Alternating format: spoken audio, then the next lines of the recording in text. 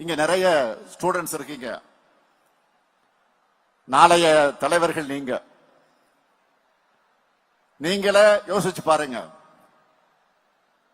CM ஆகி மக்களுக்கு தேவையான திட்டங்களை தீட்டுனா, ஆஃப்டர் ஆல் ஒன்றிய அரசோட ஏஜென்டா நியமிக்கப்பட்ட டெம்பரவரியா இங்க தங்கி இருக்கக்கூடிய ஒரு கவர்னர் அதையெல்லாம் தடுத்து நிறுத்த முடியும் என்றால்,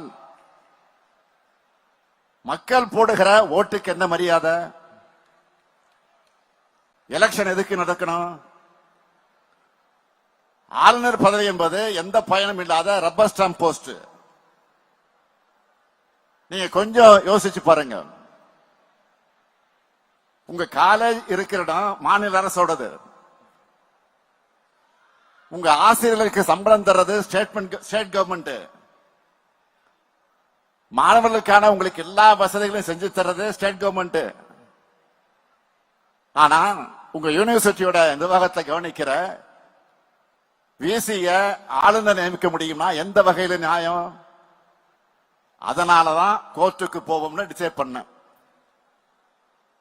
மாண்புமை உச்சநீதிமன்றத்தின் நீதியரசர்கள் பர்த்திவாலா அவர்களும் மகாதேவன் அவர்களும் அடங்கிய அமர்வு அரசியலமைப்பினுடைய வழி நின்று தெளிவான தீர்ப்பை வழங்கி பல ஆண்டுகளாக நிலவின ஒரு பிரச்சனைக்கு முடிவு கட்டி இருக்காங்க. சிம்பிளா சொல்லணும்னா பூனைக்கு மணி கட்டி இருக்காங்க. மாணவர்களான உங்களுக்கு தெரியும், உங்களுடைய ப்ராஜெக்ட் சப்மிட் பண்ணுவதற்கு டெட்லைன் கொடுப்பாங்க. அது மாதிரி சட்டமன்றம் பாஸ் பண்ணக்கூடிய சட்டத்தின் மேல ஒரு மாசத்துக்குள்ள ஆளுநர் முடிவெடுக்கணும்னு டெட்லைன் செட் பண்ணிருக்காங்க. அது மட்டும் இல்ல, இந்த தீர்ப்புல என்னென்ன சொல்லியிருக்காங்கன்னா, மசோதாவை நிறுத்தி வைக்கிறதா இருந்தா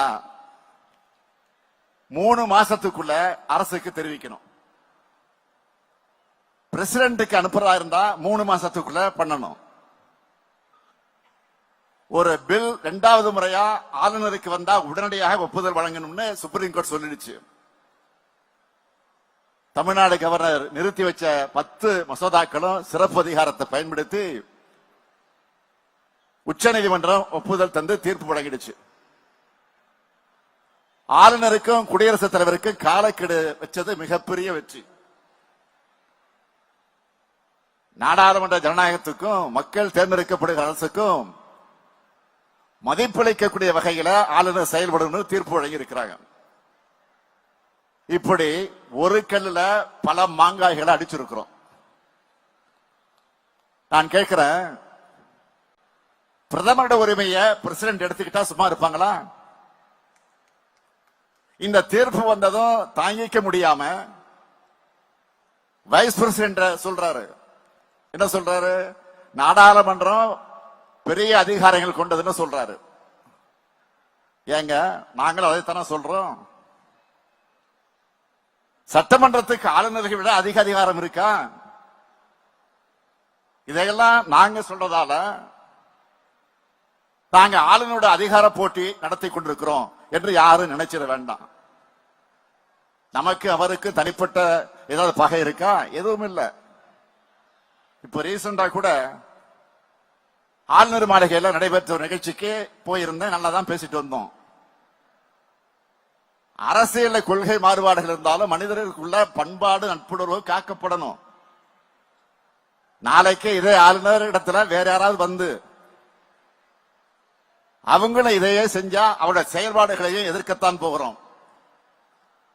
ஆனா நம்மை பொறுத்த வரைக்கும் நம்மோட உரிமையை எந்த காலத்திலையும் விட்டு தர மாட்டோம். இதுதான் என்னுடைய பாலிசி.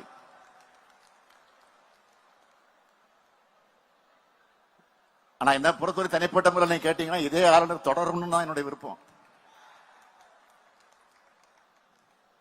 தொடர்ந்தாதான் நமக்கு மக்களிடத்துல இன்னும் செல்வாக்கு வந்துகிட்டே இருக்கும், அவங்களுக்கு செல்வாக்கு போயிட்டே இருக்கும். செல்வாக்கு இல்ல, அது வேற. செய்திகளை உடனுக்குடன் தெரிந்து கொள்ள கீழ்கண்ட கேபிள் மற்றும் டிடிஎச் நெட்வொர்க்குகளில் எம்நாடு செய்தி தொலைக்காட்சியை காணுங்கள். பாதகம் செய்பவரை கண்டால் நாம் பயம் கொள்ளலாகாது பாப்பா. மோதி மிதித்து விடு பாப்பா, அவர் முகத்தில் உமிழ்ந்துவிடு பாப்பா. அண்மை செய்திகளை உடனுக்குடன் தெரிந்து கொள்ள இணைந்திருங்கள் எம் நாடு தொலைக்காட்சியுடன்.